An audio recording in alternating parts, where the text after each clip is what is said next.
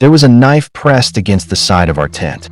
I was a foot away from it, and what came through that hole in the fabric still wakes me up sometimes. Even now, at 25 years old, this happened over 4 nights. Each night it got worse, and by the end, my family was standing in the dark woods of Tennessee, surrounded by police lights, trying to figure out what, or who, had just tried to get inside our tent. This is a true story. It was sent to me by someone who lived it as a kid. Stay with me to the end, because what the police found, or didn't find, might be the most unsettling part of the whole thing. Something outside the tent. The narrator was 12, maybe 13 years old. He had 2 sisters. He calls them H and K, and his parents. 5 of them total. They lived in West Tennessee, right up near the Kentucky border. And even though they owned an RV, this one weekend they decided to do something different: tent camping. It was fall, leaves on the ground, a creek nearby with little fish trapped in shallow pools. The kind of campground with raised wooden platforms because the ground was too uneven for regular tent stakes. His dad got there late after work, threw up the tent, and his mom cooked burgers as the sun went down. No phones, no screens, just 5 people in the dark, talking, laughing, slowly drifting off to sleep. It sounds peaceful. It was, for about 6 hours. Sometime in the night, the narrator woke up needing to pee. He didn't want to wake his parents, so he quietly unzipped the tent and walked out toward the tree line. There was a shower and bathroom building nearby, lit by a single street lamp in the distance. He went, started heading back, and that's when he heard a sound. He looked toward it. There was a man standing by the bathrooms. Tall, just standing there, facing him, not moving. He told himself someone else probably just needed the bathroom too. That's normal at a campground, right? But the man didn't go inside. He didn't walk away.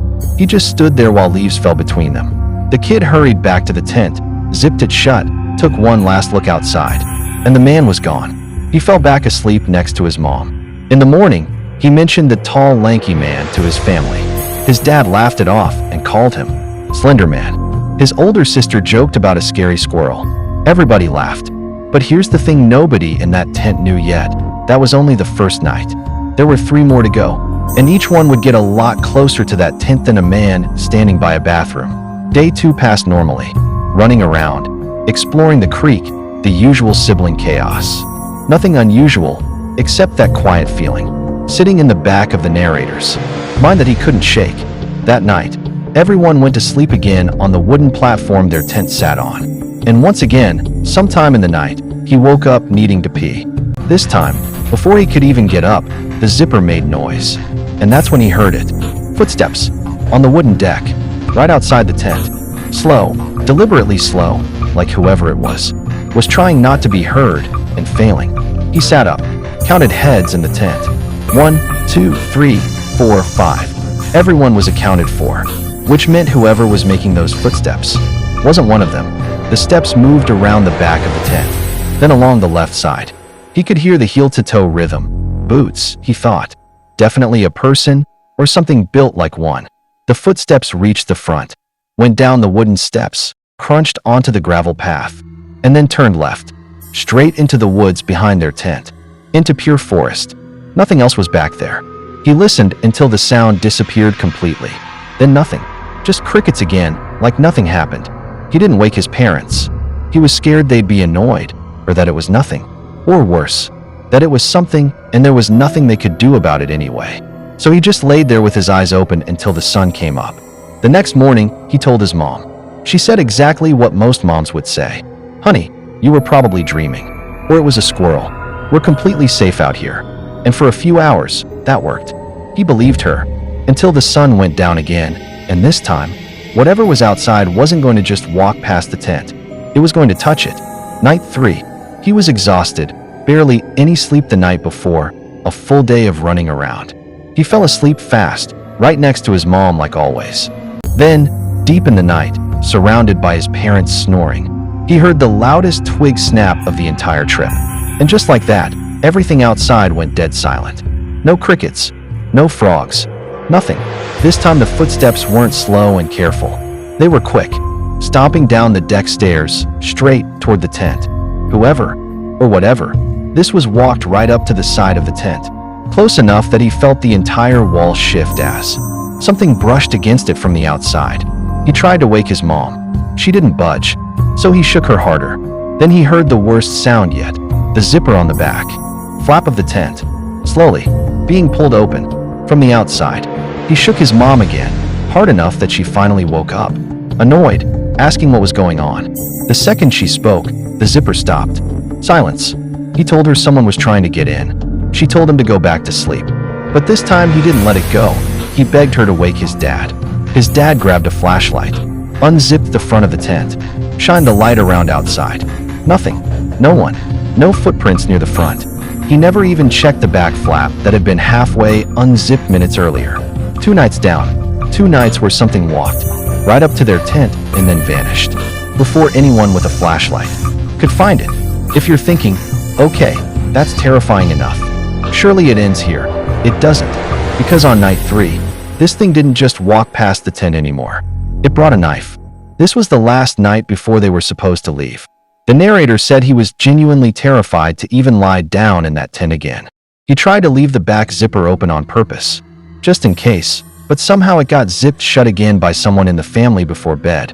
That night was freezing, wind cutting straight through the tent fabric, leaves smacking against the walls. He told himself it was just the wind. Then, footsteps in the gravel, dragging, slow, long, drawn-out steps, like something pulling its feet through the rocks on purpose. The footsteps stopped right at the base of the deck. Silence.